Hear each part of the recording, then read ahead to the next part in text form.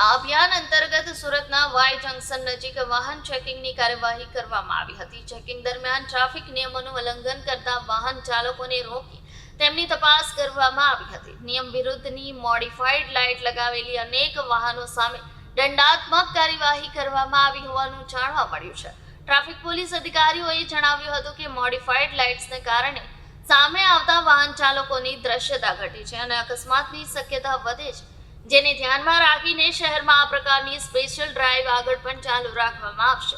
આ સાથે વાહન ચાલકોને ટ્રાફિક નિયમોનું પાલન કરવા અને વાહનમાં અનધિકૃત ફેરફાર ન કરવા માટે અપીલ પણ કરવામાં આવી હતી। હું SR ટંડેલ, ટ્રાફિક વિભાગ રીજન 3 સુરત શહેર। સર, તમે આજે રોડના વચ્ચે ઉતરેલા છો આરટીઓને લઈને અને તમે બી ચેકિંગ શું છે આ પૂરી હકીકત શું છે? સુરત શહેરના પોલીસ કમિશનર શ્રી અનુપમસિંહ ગેહલોત સરનામે ખાસ સૂચના કરેલી જે વ્હાઇટ લાઇટ એલઈડી અથવા તો જે અંજાઈ જાય તેવા લાઇટ સાથે વાહનો ચલાવતા હોય છે અને ક્યાંક ને ક્યાંક વાહનોમાં એવી મોડિફાઈડ લાઇટો લગાડતા હોય છે।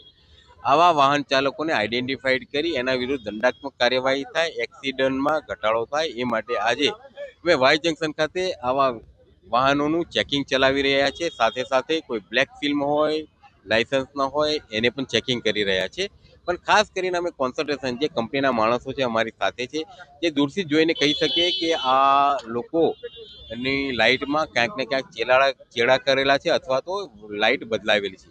આવા વાહન ચાલકોને આઈડેન્ટિફાઈડ કરી અને એના વિરુદ્ધ અમે દંડાત્મક કાર્યવાહી કરી રહ્યા છીએ। સર, ત્યાં કેટલા સુધી આપણે એનો ફાઇન થાય છે એવી મોટર વ્હીકલ એક્ટની જોગવાઈ મુજબ 182 મુજબ આ વાહન ચાલકો વિરુદ્ધ 5,000 સુધીનો દંડ થઈ શકે છે અને 6 મહિના સુધીની કેદની જોગવાઈ છે। સર, આ બીજી જગ્યાએ કઈ જગ્યાએ આપણે ચેકિંગ ચાલુ રહ્યું છે? હાલ સુરત સિટીમાં અલગ અલગ વિસ્તારમાં આ રીતના વાહન ચેકિંગના કાર્યક્રમ ચાલુ જ છે। તેમ છતાં આજે અમે ચોક્કસ મોટા પ્રમાણમાં આરટીઓ સાથે વાય જંકશન ખાતે આ કાર્યવાહી કરી રહ્યા છે। મેસેજ આપતો સુરતની જનતાને અને જો લોકો છે ઓલરેડી ગાડી ચલાવે છે એને શું કહેશો? ખાસ સુરતની જનતાને ખાસ અપીલ છે કે જે લોકો આવી મોડિફાઈડ લાઇટ રાખતા હોય જેનાથી લોકોની આંખો અંજાઈ જતી હોય, ક્યાંક ને ક્યાંક એવી ગ્લેરિંગ વ્હાઇટ લાઇટથી નુકસાન થતું હોય તો મહેરબાની કરીને લોકોને અપીલ છે કે એક્સિડન્ટ ન થાય, કોઈ એવો ભયાનક અકસ્માત ન થાય એટલા માટે આવી વ્હાઇટ લાઇટ ન લગાડે અને બીજા જે વાહન ચાલકો છે એને પણ નુકસાન ન થાય એટલે મારી નમ્ર વિનંતી છે કે આવી વ્હાઇટ એલઈડી લાઇટ મહેરબાની કરીને આપની ગાડીમાં ન લગાડશો।